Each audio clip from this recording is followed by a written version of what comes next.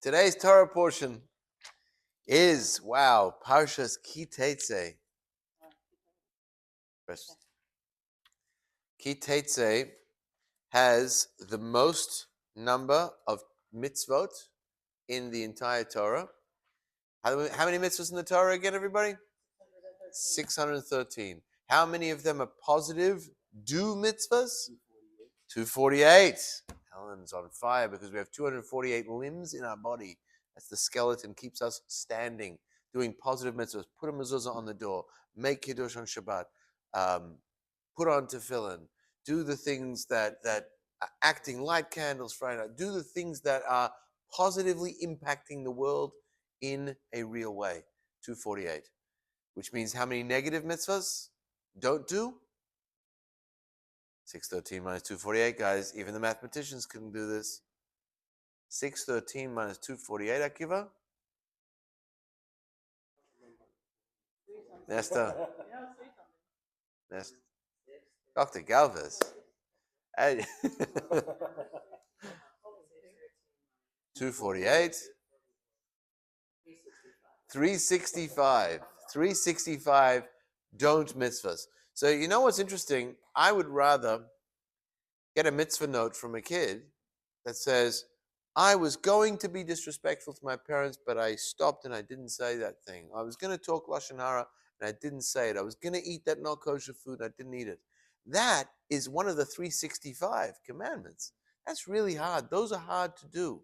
It's very easy just to go and put a coin in a tzedakah box or hold the door open for somebody or say a nice word or, as this week's parasha, return a lost object to somebody who, that's the easy and fun mitzvahs. The hard mitzvahs are when nobody else knows you were tempted to do something and you didn't do it because the Torah said 365 don'ts. So right now, we are all keeping 365 mitzvahs at the moment because we're not violating those 365 precepts. Dave, good evening. Right? Unless your thoughts are going places which they shouldn't be, and of which is a thought of sin? Only the sin of jealousy. You could think you want to murder somebody, but as long as you don't murder them, you didn't do anything wrong. It's not healthy. It's not a good thought to have. But you didn't violate the Torah by saying, I wish, strangle that guy, right? As a matter of fact, if you thought that and didn't do it, you get more credit because you actually withstood a bigger temptation. But we don't really get the credit for the 365 that we're keeping right now because all of us are keeping those mitzvahs. We're all keeping 365. You're not violating the Shabbat. You're not eating not kosher. You're not worshiping idols. You're not desecrating God's name. You're not doing all these things that are of the 365 because we're not tempted to do it. We're not in a position that it's become an arousal of our desire and we want to do it and we're stopping ourselves. When you stop yourself from doing it, that's when you get the extra credit for that 365 mitzvahs of negative. So yes, we're all righteous. We're all keeping the mitzvah of do not murder and do not steal and do not be jealous and do not tell a lie. We're not perjury, and all the different mitzvahs that are the negatives. But when you're in the position, that's when it really counts. So this week's parsha, of the 613 commandments, why don't we have a guess how many of the 613 commandments are in this week's Torah portion? And I'll preface by saying there are 53 Torah portions. So on average, you divide 613 into 53. Think of that as the average amount of mitzvot in each portion. It's not a math class today. All of a sudden, I'm asking, math solving problems with a word. Well, it's going to be a bit more than the average, but it's just to gauge, right? It's just to gauge what the number might be. 48's a good guess. Moshe is really packing it in. He's really trying to give as many as he can. This week's Torah portion. 74. So it's a massive number. And these mitzvahs are positive and negative. And the vast majority of them are laws about how to be a mensch, how to be a decent and good and kind person. And we're going to see that the Torah really puts an emphasis on certain behaviors that we don't always think of when it comes to being religious. Like if somebody says, I pay my wages to my workers on time every single month, like Dave, people don't think that makes you a religious Jew. But that's a mitzvah in the Torah that is equal to the mitzvah of making sure that you slaughter the animal in the right way and you eat kosher meat. So the mitzvahs here are telling us how to be a mensch, possibly to emphasize you are very, very good guys at all of the mitzvahs between you and God at the moment. Because you've learned that, you've studied those, and you're really connected to those. How well are you doing in the mitzvahs between man and fellow man, society, even animals? 3 mitzvahs in this week's Torah portion pertain to the treatment of animals. I'm going to tell you because it's very important to know that 3 commandments in the Torah are to avoid cruelty to animals. Number 1, physically, if you see your enemy's donkey carrying a heavy load. So you might say, it's my enemy. I don't care what happens to his stuff. And I don't care if his donkey collapses in a heap. And by the way, this happens in Gaza. This happens anywhere. Like you see an animal that's suffering, you might say, it's the Arab's donkey. What do I care? If you see your enemy's donkey burdened by a heavy load, you must go and help the donkey. Not so much just for the enemy, but for the donkey, right? Number 2, an ox and a goat, an ox and a sheep, should not plow a field on the same plow. Why? Because the ox is much stronger, it's moving at a faster pace, and the sheep nebuch or the goat is trying to keep up, and it's not as strong to carry the what's the threshing? What's it called behind the plow? Yeah, the plowshare or whatever it's called. It's not as strong, so it's suffering as a result of not keeping up. So we're thinking not just this is all I have, not just it's my enemy's donkey, but beyond the pain that an animal might seem to be in our responsibility. And third mitzvah in this week's Torah portion pertaining to that is when you want to take an egg, because we eat eggs, we're allowed to eat eggs, you cannot take the egg away while the mother bird is there. Got to shoo them away. Whether it's a chicken, whether it's a rooster, whether it's a goose, whatever it is, right? An eagle. So if you want to take the egg, the mother can't see it because why? Because it would be in pain watching you take that potential child. And so this is the type of sensitivity we are taught by the Torah in a mitzvah to have towards all living creatures, not just towards human beings, not just towards Jews. So these are some of the numerous mitzvahs in this week's Torah portion, how to be a mensch, that Moshe is telling us to do. And we're going to cover a few of them as we get to it, but we're actually going to start with a very interesting mitzvah that we're actually going to talk about on verse 20, which is the second page of the Torah portion. The reason I'm jumping is because we talked about the opening on Sunday when we had the morning service. I'll just give you a quick recap. When you go out to battle and you're fighting a war, the Torah says you might become tempted to take a woman who is there as your own, especially if she's begging you to take her. Why? Because you've just killed her husband and she has no family and no one's taking care of her and she needs someone to look out for her. So not only are you in the throes of war where you're acting in a way that's a little bit more aggressive, which could lead to temptation, but you're also almost being asked by the individual, please take me. So the Torah doesn't say no. The Torah doesn't say, no, you can't have her. The Torah says, here's what you do. You can have her, but only after 30 days. You have to bring her to your home. You have to allow her to mourn for her losses and her family. You have to then enable her to lose some of her beauty by letting her hair grow and her nails grow. And if after that period of time she's interested in converting to Judaism to become part of your people, and you're still attracted to her, then you can go ahead and take her as a wife. Now, the reason the Torah does this, as we mentioned on Sunday, is brilliant psychological idea, and that is that when you're faced with a great desire, If someone says, no, you can't have that, you just ignore them. Say, no, I'm going to take it anyway. You're on a diet, you can't eat that cake, it's right there in front of you, and they say, don't take the cake. Screw it, I'm taking the cake. But if someone says, you can have the cake in 5 minutes, just hold off for 5 minutes. We say, that I can do. That I can do. So the Torah tells us, hold off for 30 days, see if you really want her or if it was just a momentary desire. That also refers to our own lives when it comes to the desires that we may face in our battles against our evil inclination.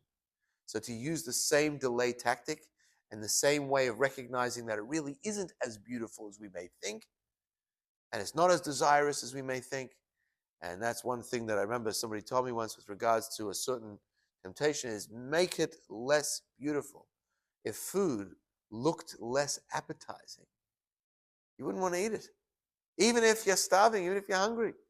Take away the beauty. So it's not just the delay, it's also losing the attraction and appeal for something that really is just a fleeting appeal. Just fleeting. It just passes for a moment. There are shows and movies about how things on the outside that look really good sometimes reveal themselves and it becomes like quite grotesque when you see. Then there's the opposite type of movies like Shrek, where sometimes something that looks grotesque on the outside is really so beautiful on the inside. But that was the opening section. The second section of the Torah portion talks about the wayward son. Now, this is a child who goes against everything the parents say and everything the parents are doing to try and raise them as a good person. If they qualify for every status of rebellious son, then the parents lose their rights to raise this child. Actually, it becomes that this child is almost lost to the Jewish people, lost to society. Because if you've seen at the age of 13, early stages, that they are acting in such a horrendously corrupt manner, then they've lost the privilege, as we mentioned last week.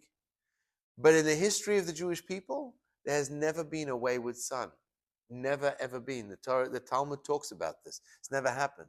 So the question that's asked, then why does the Torah have to give us this mitzvah?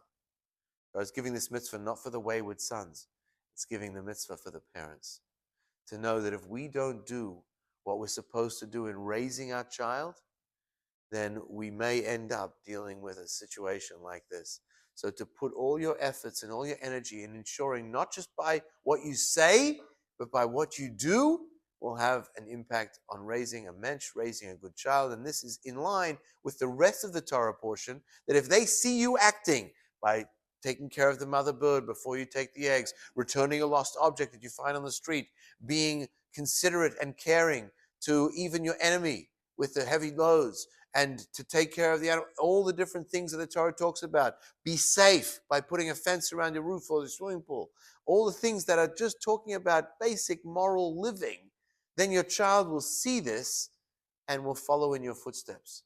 But if they see you acting in a very disrespectful, uncouth, immoral manner, no matter what you say, it says they didn't listen to their parents' voice because they're not listening to duplicitous types of teachings in their lives.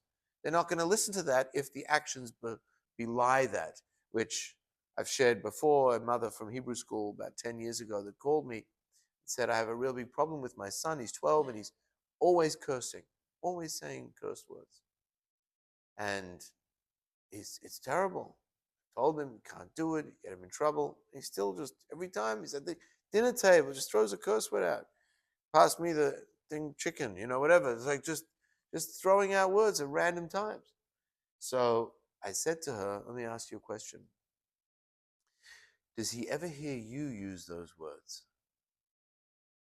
Anytime at all? And she said, yeah, but he knows that they're adult words. They're adult words. And that's what I always tell him. You can't use those adult words. And then she realized, without even me saying anything else, she's like, oh, well, I guess that's why he does it, because he hears me doing it. And what's he going to do differently than me? It seems so obvious, right? But it's not to a lot of people. Like, we might tell our kids, get off your tablets while we're on our phones the whole time. Get outside, go play. It's like, and we're doing that. Or other types of things that betray the message that we're trying to share, which is what the Torah is really trying to tell us by the wayward child. is that live this life. You won't have to deal with that. They'll see you doing it. As I mentioned the story with Mario Bick, who used to come with, and the same thing was with Craig Kirstner. He used to come to shul every time he gave a check, and with his son, so his son would see that he was giving tzedakah. His son would see that he's giving charity, not just to tell him, one day, son, when you get money, you're going to give it to charity. He saw him every time he made a donation. He saw him giving it. It's like, Dad, why are you giving that money? It's because it's tzedakah, and it's a mitzvah to give to a good cause, and we have to give back to build the Jewish community, whatever it may be. So he's now not going to ever doubt the importance of it, because that's what he saw. There was once a father who was telling a child, can't believe it, can't believe how lazy you are, that you want me to pick you up from the bus stop, take you home. You can't walk about half a mile from the bus stop to the house. When Abraham Lincoln was your age, he was able to walk 15 miles to school and 15 miles back for an education. You can't even walk half a mile. So his son said, when Abraham Lincoln was your age, Dad, he was president of the United States. So don't compare telling me that I should be like him when he's 10, when you're not him when he's like 35 or 40. So live it, walk it, don't talk it. And that is the mantra of this particular mitzvah at this particular point, at this particular juncture. I remember a rabbi telling a rabbi who was next to me at the Kinus HaShluchim, the convention of Chabad rabbis. He was a good speaker. This guy was a good speaker. And he said to him, you have some really good sermons to share. You have some good ones. Maybe before the high holidays, you give me some of your really good sermons, good stories. So he said, let me tell you something. You have one sermon, one good sermon, and that's all you have. It's the way you live your life. That's it. Because no matter what you say, community sees who you are. They see the style that you conduct yourself in and the way you live. And no one's perfect. No one has that. But you can't expect so much of people in your congregation when you yourself might not be doing the same. And so that's really the one real speech that we can give is does it back it up with the way we conduct ourselves. So this is what the Talmud teaches us regarding why this law is here, in particular, with regard to the wayward son. Now here we get to a very interesting mitzvah on page 1188. By the way, we did all that outside, but if you were reading inside, you could see the wayward son, and the beginning was the captives of war. And now we get to 22, the returning of lost items. Who would like to read a couple of verses of this beautiful and special mitzvah? Okay. All right. Which one? Yes, start from one. Just the old or You could do the whole thing because it gives context. you have been taught that you must return the lost item to its owner, even if he be an enemy. I will now teach you the other details of this law. You must not see your brother Israelites off of bearing and ignore. Rather, you must return it to your brother. But if your brother is not near you, or if you do not know who the owner is, you must bring it into your house. It must remain with you until your brother seeks it out, and you then ascertain that it in fact belongs to the person, and whereupon you must return it to him. If the animal can be put to work in the meantime in order to offset the cost of taking care of it, then it may be so. It cannot be put to work, and the cost of taking care of it, so it's worth, you may sell it and give the proceeds. One more verse on this mitzvah. So much you do with his donkey, and so much you do with his garment, and so much you do with any lost article of your brother that he has lost, and then restore it, but that You see, in America, you're allowed to walk by something you see on the street. I don't want to touch that. It's none of my business. Somebody else's problem. In Torah, you must stop. You are obligated to look to see who this could belong to and to then make the effort to find the person who it belongs to. It's not about rights in Judaism, it's about obligations. And that is the very big difference between the Torah and American society. American society, as long as someone doesn't infringe on your rights, they're good to go. But in Judaism, you must step into a role of obligation to society and the improvement of society. So the lost object is the classic example because you find a lost object, it came to you. Hashem just decided to show you this. Right? And now you have to stop your day and you have to take your own time. And you're like, oh, please, I wish I wouldn't have seen that. But now it's yours and you have responsibilities to it. There is an entire section of the Talmud that children learn when they start learning Talmud. This is one of the first chapters that they learn. Elu metzias shalai. These are the objects if you find that you must return. These are the objects that when you find you're allowed to keep. Because there are differences. If you find $1 on the street, there's no way you could return that. You can keep it. But even certain other objects you're allowed to keep and you can't return because they don't have an identifying marker. If it doesn't have an identifying marker, no one can claim it and you'll end up giving it to the wrong person or nobody because no one can say it's theirs. The moment something has an identifying marker on it, you are now obligated to give it back and announce it. How do you announce it? So the Talmud says you go to the city square, 30 days. Today you post online at the WhatsApp groups you're on, people who are in the community, whatever it may be. I found this. And you don't give away the siman, you don't give away the sign. The identifying marker is how the claimant will claim it. So you say, I found a mug. Did anyone lose a mug? And then somebody says, yes, I lost a mug. And said, what did it say on it? And it said it was a Stanley. Oh, what color? Was it like the straw chewed a little bit? And they have to say all the identifying features. And you can even do this with money, by the way. The Talmud says if you find $1, you can keep it. But if you find $7 stacked on top of each other, you have to announce it. Why? Because now you say, did someone lose money? And someone says, yes, I lost money. How much and what were the denominations? And what was the position in which they were found? And the person stacked them up. In that way, he would know and he would say. So, therefore, any type of identifying marker, is requiring you to announce it for up to 30 days. What happens at 30 days?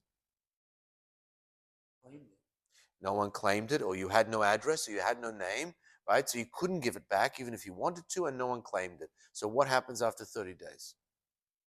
So after 30 days, we say that the person who lost it most likely will have given up hope that he's ever going to find it again. And once somebody gives up hope, the status of ownership changes from the person who lost it to the person who found it. So it's not that 30 days does it. It's whenever the person gives up hope, which means, and the Talmud discusses this in great length, there are certain things that you lose at sea, or you lose at a baseball field, or even you lose at a public marketplace, that even if it has an identifying marker, the guy just says, there's no way I'm going to find that. And we know that he gives up hope. In that case, you would claim it as yours. But there's a big debate in the Talmud. If giving up hope is something that can be done without the finder's knowledge or only with the finder's knowledge, which means, does he have to find out for certain that the guy gave up hope? Or is it enough to say, we can safely assume that he gave up hope because he's not coming back to the airplane to find his hat that he left under the seat. He's just not coming back to find that. And I have no way of knowing how to spread this word. Who am I going to ask if they lost a hat? And so on. So is it that you can do without knowing? Or do you have to know for sure that he gave up? Because maybe it was his favorite hat. And maybe he's saying, I don't give up ever until I contact Atlanta, because that's the hub of Delta, and find out what they did with that hat. And I'm going to follow up as long as I can because it's a special, special hat. The end of the story is that when indeed you find out that the person gives up, you're allowed to keep it. As long as you don't know, you still have to continue to hold it, take care of it, like the Torah says, and ensure that it's held properly for the person when they return. This is a very important lesson, by the way, in life in general. You lose your connection to something the moment you give up hope. Whenever we're going through a tough situation, a challenge in our lives, it's still ours. We can still prevail and we can still persevere through until we say, Yush. The word for giving up hope in Hebrew is Yush, when you just give up. When you give up, that's when you cut the tie for the connection you have to that particular thing or the possibility of succeeding at that particular thing in your life. Never lose hope of holding on. And that's why we always say when someone's not well, there is life, there is hope. Well, there is a chance. We hold on to that and we don't say, oh, the doctor's given this kind of diagnosis, this kind of prognosis. We don't say that that's going to give us the feeling of yush. No, I hold on to hope because the moment I do, that's when it's lost. And that's a halacha, that's a Jewish law. So I'll share with you a quick story on this topic because it's a really important topic. We can do this every day. We can find lost objects. We can even find Jews who are lost from Judaism and return them back to the Torah. That's a lost object, right? We can do it in a way that's saying, this is yours. You haven't given up hope on connecting a little bit to Judaism, to the Torah, and it's my job to try and find it for you. Rabbi Hanina ben Dosa was a rabbi in the Talmud, and he had somebody come stay at his house who owned some chickens. Because that's what he had. He had chickens. And in his town, they would have a big market fair where everyone would sell their wares. And this guy came from a smaller town, stayed with Rabbi Hanina to sell his chickens on a big market day. He sold a lot of chickens, and he said it was a good year. Thank you, Rabbi Hanina, for your hospitality and your kindness. Maybe I'll see you next year. Maybe not. We'll see what happens. He goes, he leaves, and as Rabbi Hanina says goodbye to him, he hears from the backyard, one chicken was left behind, and he goes and quickly grabs the chicken. He runs after the man. He says, "You left your chicken." He was too far gone. He was on his carriage. He couldn't catch him. Now, what does he do? The guy's gone to some town. He doesn't know where he lives. Doesn't know where he's going. Just knows that he came into this town. So, what do you do in this situation? Back next year, like you said. Let's say he comes back next year. What are you doing with a chicken for a whole year if you're a rabbi who goes to yeshiva every day? You're going to take care of that chicken every day? Give it a bath? What are you going to do? What are you going to do? You're going to hire somebody to babysit the chicken for a year? Make chicken soup out of it, put it in the freezer, and when he comes back, say, here's your chicken with a knadel. Add a knadel, no less. Yeah, you could do that. But this is what Rabbi Hanina ben Dosa did. He said, I got to take care of the chicken. He went and bought some chicken feed. Somehow the chicken was laying eggs, hatched the eggs. It's possible. But he started having more chickens. Now he's got like 15, 20 chickens running around his backyard after a few months. He's feeding them all and making a mess. He's got no time for anything else. He's taking care of this chicken coop. He realizes it's too much. So he goes to the marketplace. He sells all the chickens. He says, I'm going to buy a goat. All the money that I got from the chickens, I can afford a goat. The Russian tale, by the way. So he goes to buy the goat, and now the goat is also tough to take care of, but it's only one animal. So he milks the goat, and the milk turns into cheese. And he's like, "What do I do with all this dairy? I don't have space for it in my fridge." So he goes to the local stores and he starts selling it to them. They're like, "Oh, goat's cheese, sure, goat's milk, we'll buy that off you." So all of a sudden, he's collecting a lot of money from all the goat's milk and the goat's cheese and everything else that the goat's providing. To the point now that he's got this goat and all this money. He's like, this money's tempting me. I'm going to sell the goat, and the money that I got from all the milk and cheese, I'm going to buy a cow. And if I can, I'm going to buy 2 cows. So now he buys 2 cows. He's got all this milk and cheese coming out from the cows. He's selling all of that. He's making bundles of money.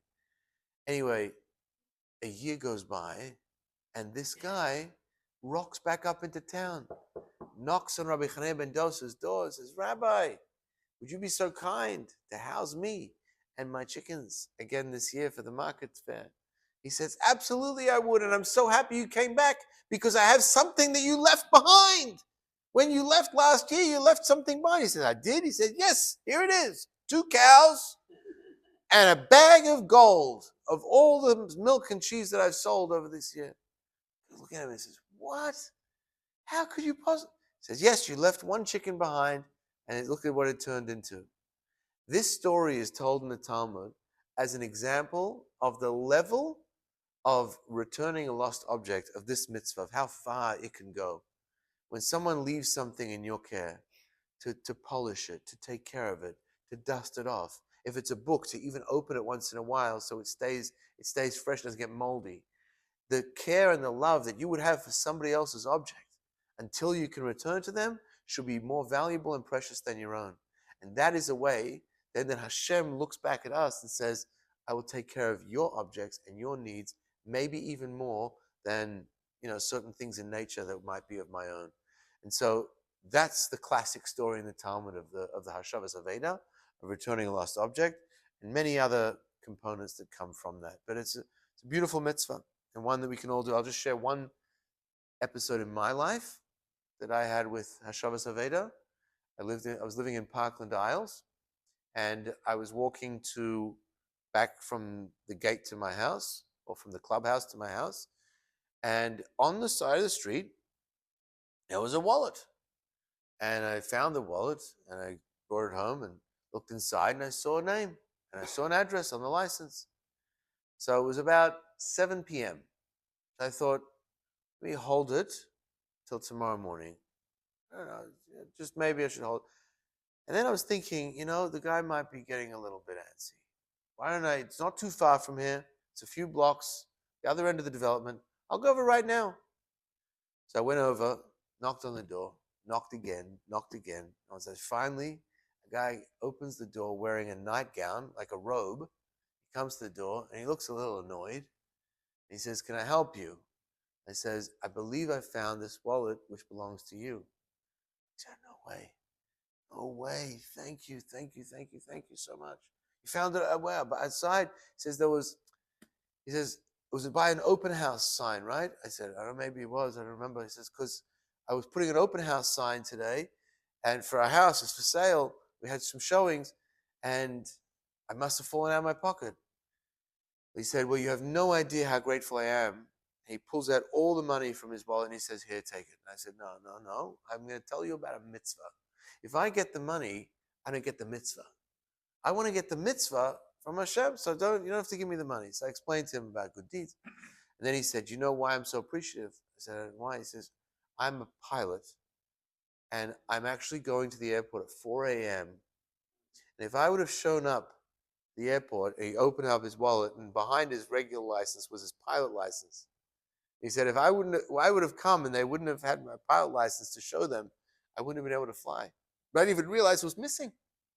So I would have just gone to the airport, shown up, maybe before I left, I would have wanted to put my wallet in my pocket, and it wouldn't have been there, and I would have missed my whole shift, my whole flight. And with pilot schedules, by the way, all preordained and set up, and they have to stick to it very rigidly. So he was extremely grateful. So I thought, thank goodness I didn't wait till the morning, which is my first thought, to take the morning. So 2 lessons there, besides for returning lost object: don't delay. You never know how much stress is being caused to an individual while you're just sitting and holding on to it. So that was another important lesson there. Now, with regards to the next mitzvah of the numerous mitzvahs that are found in this week's Torah portion, we find the mitzvah of sending away the mother bird, which is on the bottom of the page 1189. We're not going to get into the cross-dressing mitzvah. That speaks for itself. Men shouldn't dress as women shouldn't dress as men. The reason is, so it means for, you can dress up on Purim. I mean, Purim is a license to do it. But it's really the law against being not who you are born as, which Hashem told you, this is your mission. This is who you are supposed to be. And it's a big struggle today, because we know that for many people, today's times and today's generations, is a very big challenge. Now, we don't judge somebody going through a difficult challenge in their own personal lives, but for our sake, we know that there is an intention in the fact that God created us a man, God created us a woman, and we have that unique role and beautiful role to embrace and not look to try and be other. And so that's the simple interpretation of the law, but the deeper interpretation of the law is actually from a level of modesty,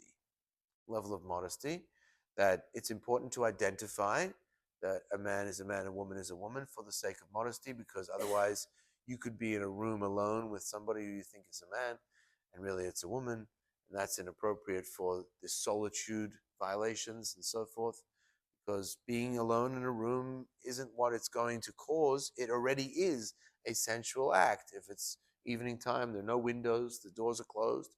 Being alone in a room is an issue. Even go to doctors, they'll leave the door open, someone's there, windows open, something.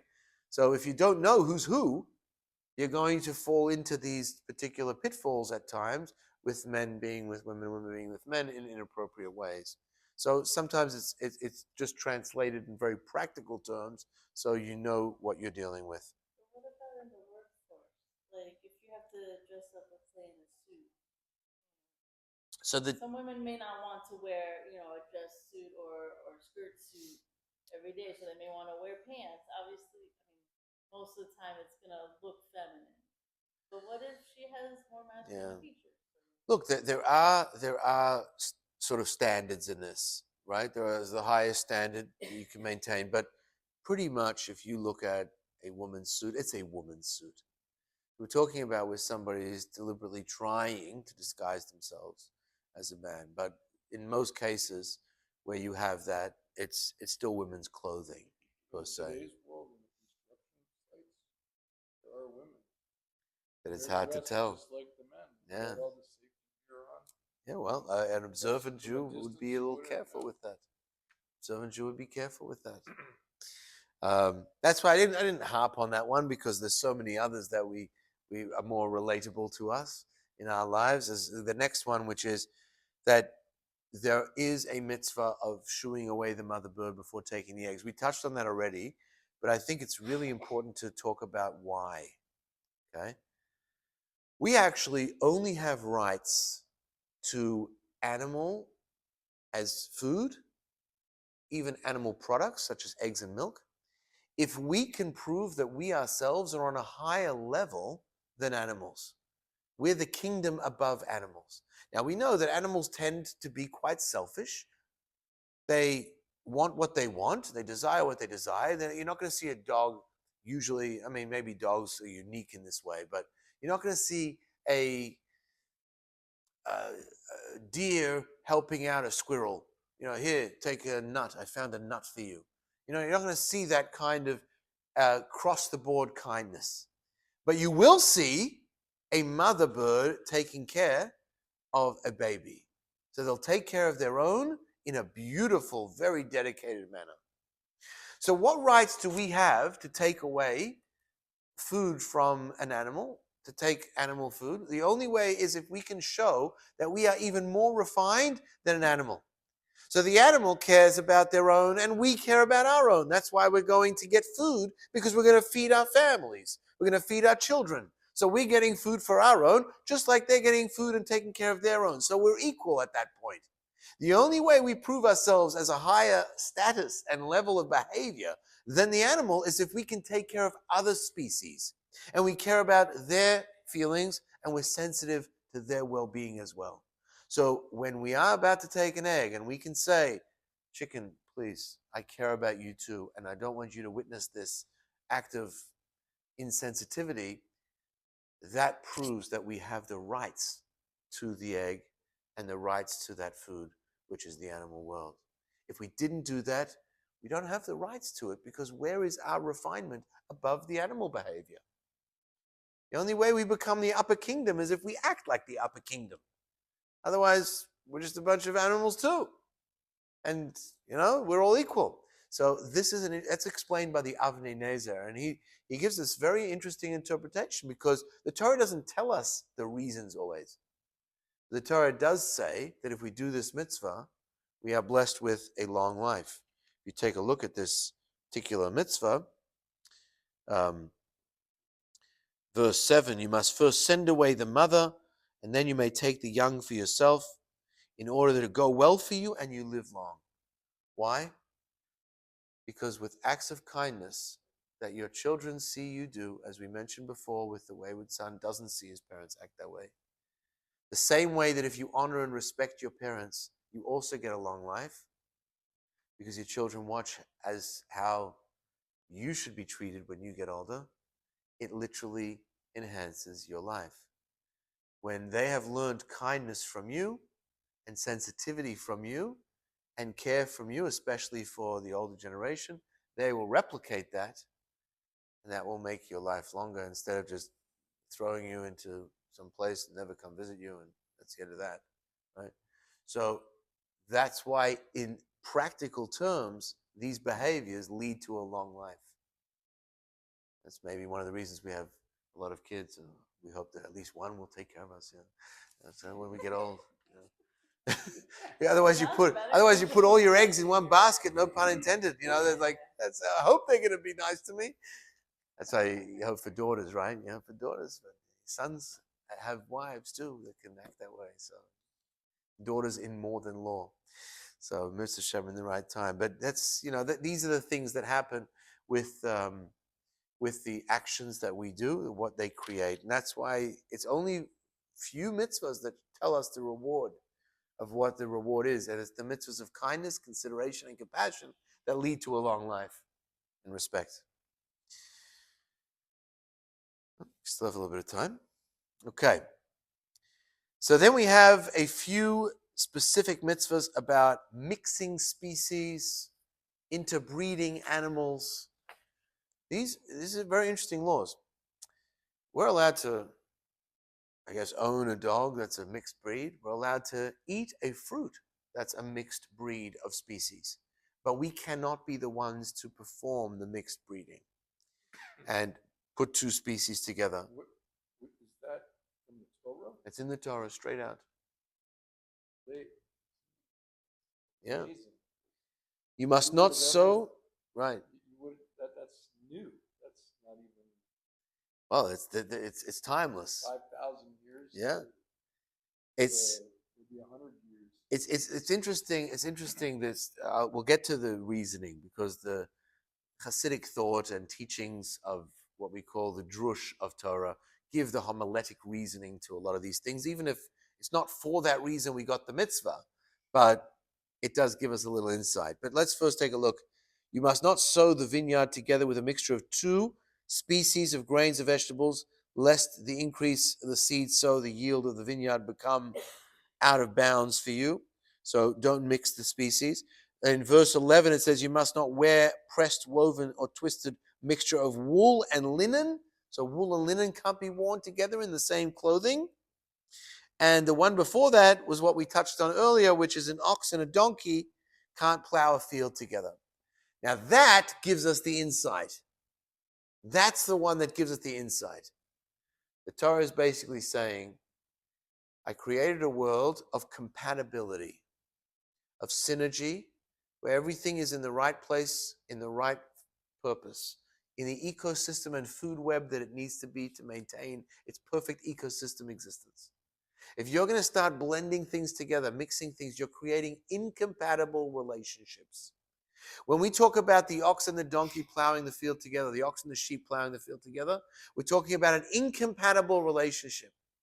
And one of the things the Torah is telling us is beware, even in our own lives, of forcing the issue with a relationship that is not compatible.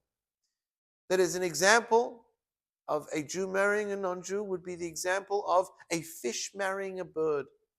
Sure, they can meet and have a good time on the surface of the water, but the moment one goes to their identity in their home of living, and the other one goes to their identity in their home of living, there's going to be a different source of nourishment.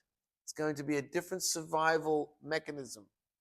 And the compatibility of a relationship is absolutely key. And everything in God's world was, you can have this with this, in this border and this boundary.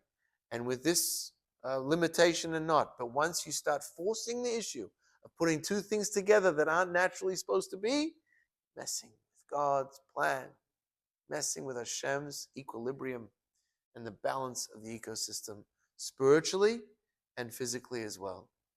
We are supposed to fix the world. We're supposed to repair the world. But that's using the things that Hashem gave us within their parameters, within their purposes, within their uses, which is what the Rebbe said with regards to knife is used to cut food, cut up the salad, not, God forbid, to injure somebody.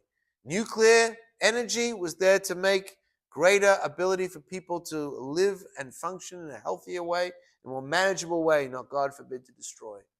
And that's really the challenge that we are faced with everything in this world.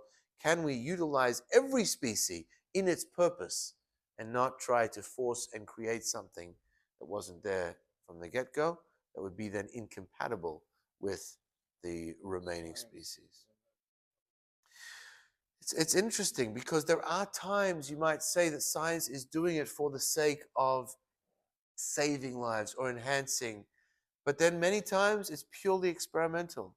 What was the benefit of mixing two dogs together, or not two dogs? That would actually be not violating the Torah. A dog and a cat interbreeding.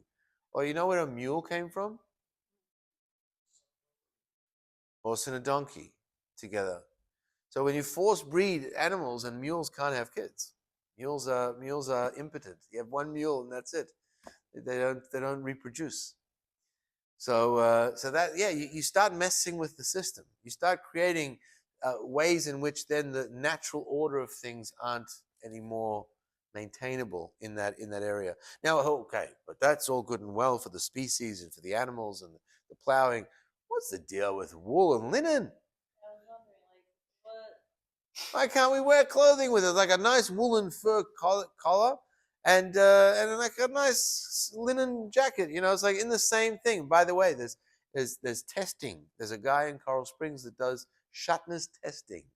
He takes a new suit that you bought and he runs it through his machine, a little bit of it, to see if there's linen and wool mixed together in there, and then he gives you a label that says this is kosher, and it's not a problematic garment. So that's a shatnez. It's one of the 613 commandments.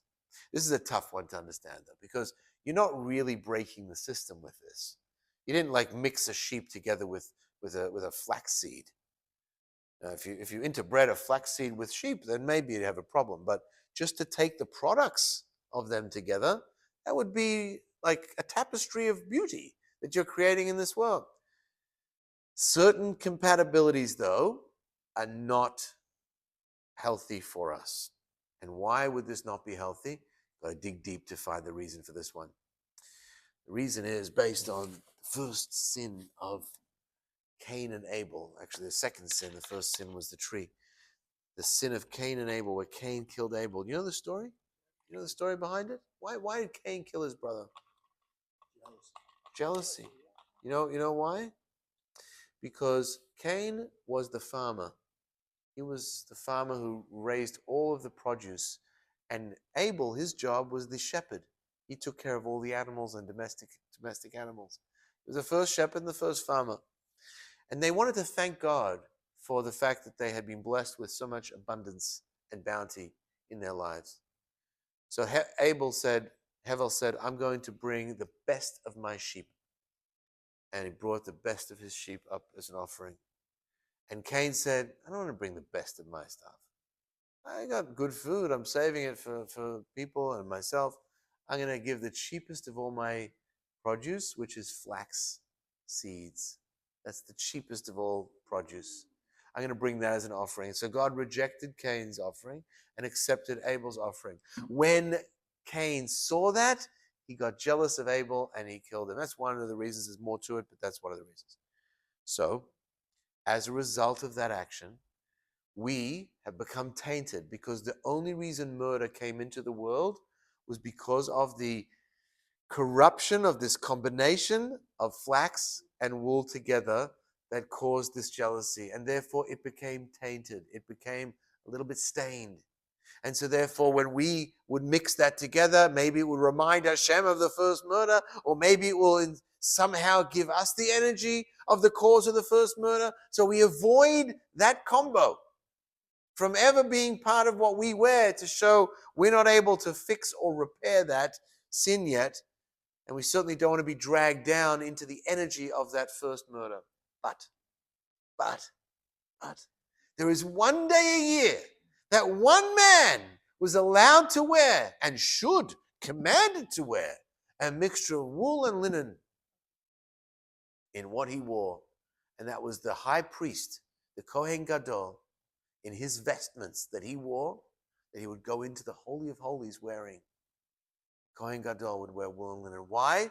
Because at that level of refinement, he was able to turn and transform that corruption into something holy. So with the right kind of work and the right kind of spiritual uplift, you are able to, even the first murder, as horrible as it was, can be repaired and remedied in a certain way. But for us, for you and me, it would drag us down.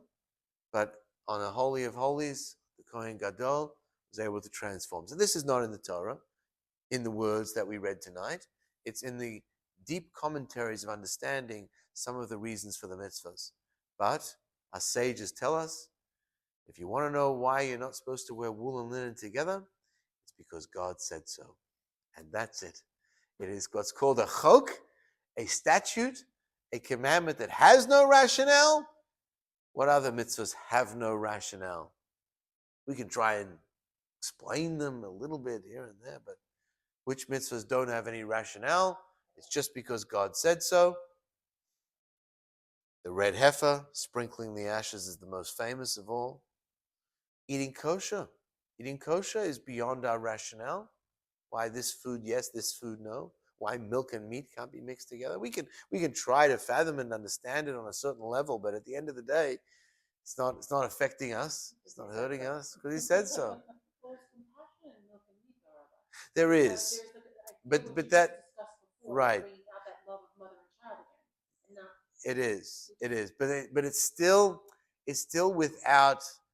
We would never have come up with a possible mitzvah of that nature. Eating your own, yeah. An animal that doesn't eat its own cud, that one I don't get. Why the animal has to chew its cud and have split hooves, right?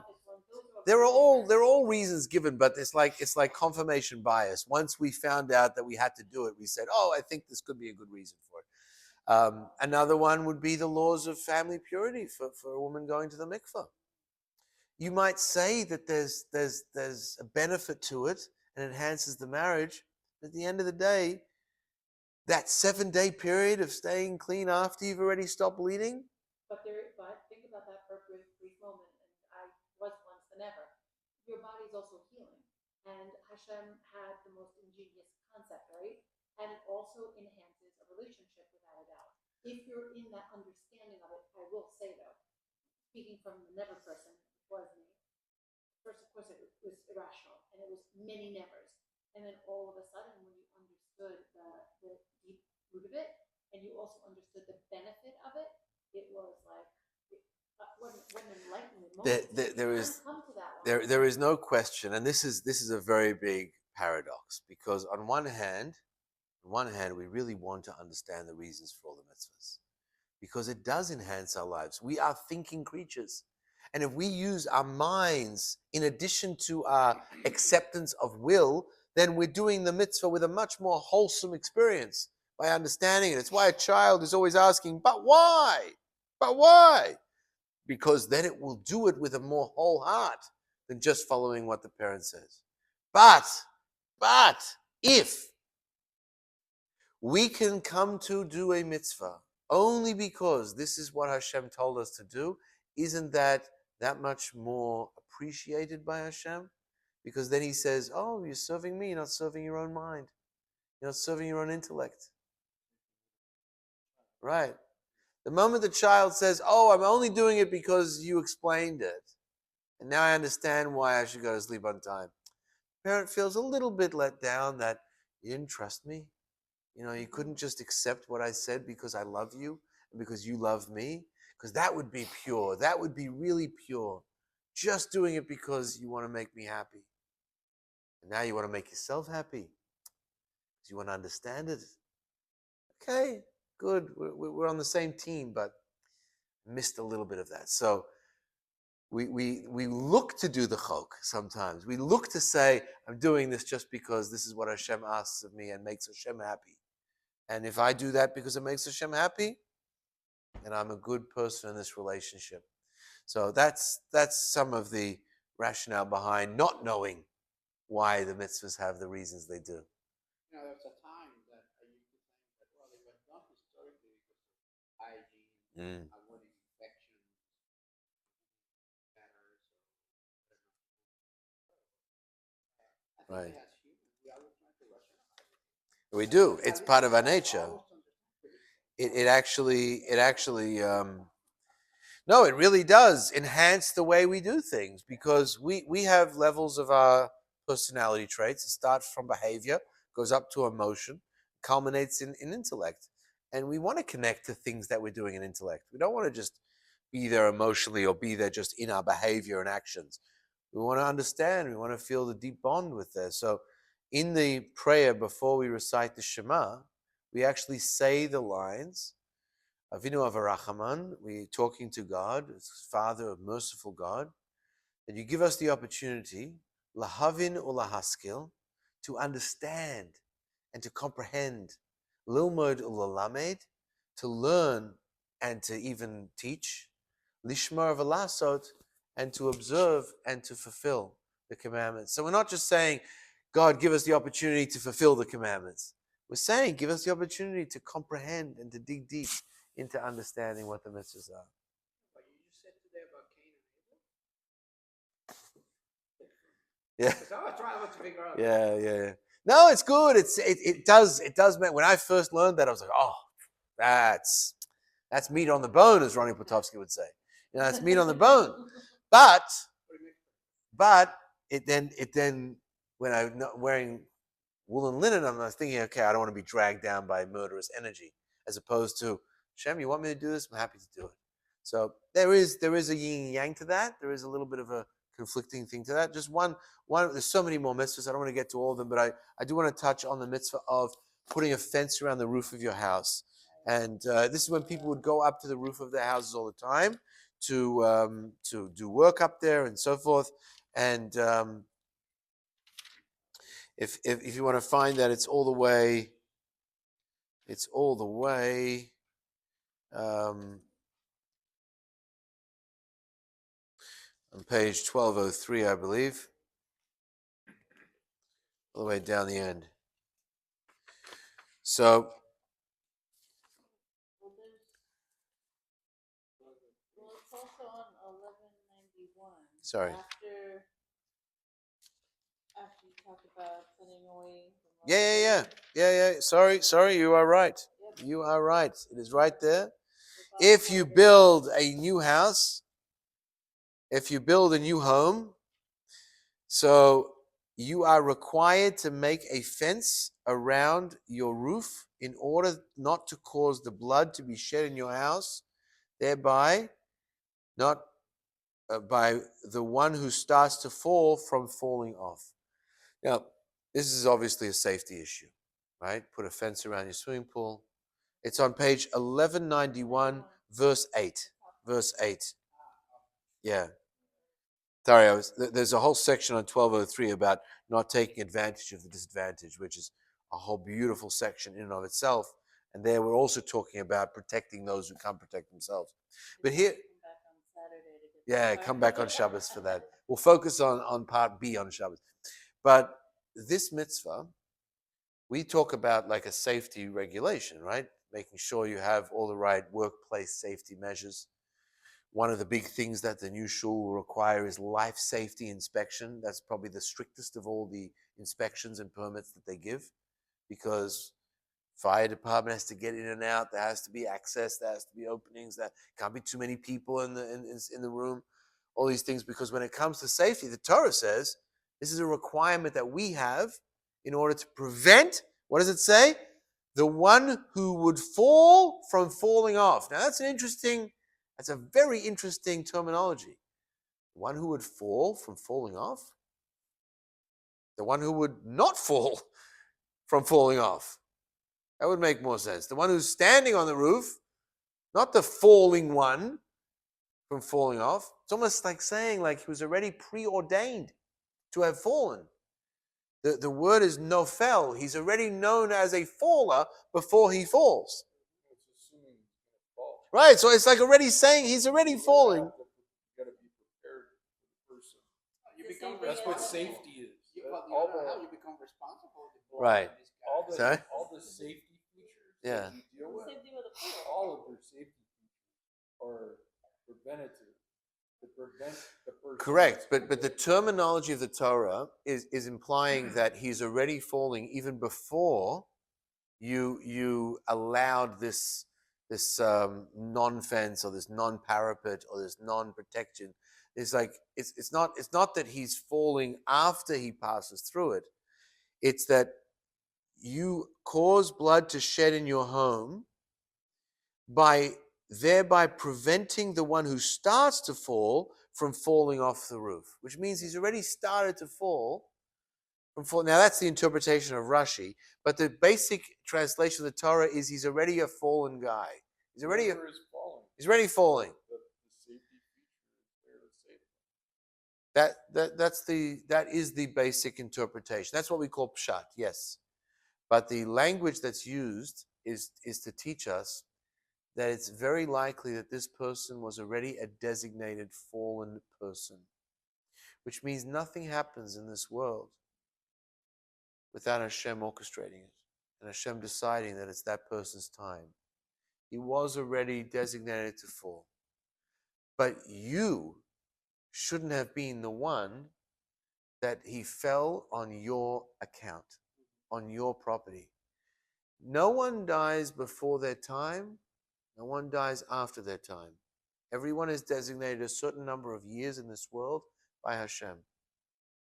You can't say that, had I had a fence there, this person would still be alive. So common, people say that. So common. It's a guilt measure, and it's certainly valid to a certain point. The point of validity is you wouldn't have been the one who was responsible for ending his life. You wouldn't have been the one who caused it to happen, but it would have just been another means, another way. Now, what is that telling us? It's telling us that while we're not guilty for murder, we need to take a good hard look at ourselves and say, why are we the ones allowing somebody who was destined to die to fall on our watch, to fall on our account of being the one who's responsible? And that's where we look at the mitzvah and say, if a person we know every day in the world, there are hundreds and thousands of people who pass away, but none of them are on our responsibility that we can say directly we could have prevented. So that's where the area of the mitzvah is, on us stopping to be the ones who are the emissary of death. Prevent that from happening. There was a General Montgomery who was once he was coming to visit his soldiers in the African front in World War II. And there was an American soldier who was watching him. And all of a sudden there was an attack. And there was some explosions. And the American soldier dived on top of General Montgomery and protected him with every bit of his body and lay on top of him. And when he got up, the general was very, very impressed. For an American soldier to have such sacrifice and dedication for a British general, I must commend you. And the American soldier said, thank you very much, but I don't really care that much about English soldiers, but nothing was going to happen to you while you were on my watch, while I was responsible for you. That was his biggest worry. That while I'm supposed to be taking care of the general, there was going to be something that was going to happen to him? Not on my watch. Go tomorrow morning with somebody else, do whatever you need to do, and, get gesund hate. But the responsibility that we bear when we have that watch, that's something that we have to take a look at, good hard look at, and say, what could I have done to have avoided my burden of responsibility in that particular case. So that's why it does use that expression to say, don't rack yourself with guilt that you, God forbid, killed this person ahead of their time. That was destined by Hashem. But you could have not been the one responsible. Why are you the angel of death? Don't allow yourself, don't put yourself in that position. Put a fence around dangerous areas so that you'll protect those who need protecting. It doesn't only refer to fences around roofs and fences around pools. It refers to making caps of medicines that are poisonous for kids, too extra tight that they have a child lock on them. All things that are necessary to protect those from harming themselves or inflicting danger. Seatbelt in the car, not speeding, all the different mechanisms that are in place today for safety and protection is all based on this mitzvah of the Torah, so you don't bear responsibility for that sin. On that note, I wish everybody many responsibilities for positive repercussions that they can cause and affect on other people and the world around them.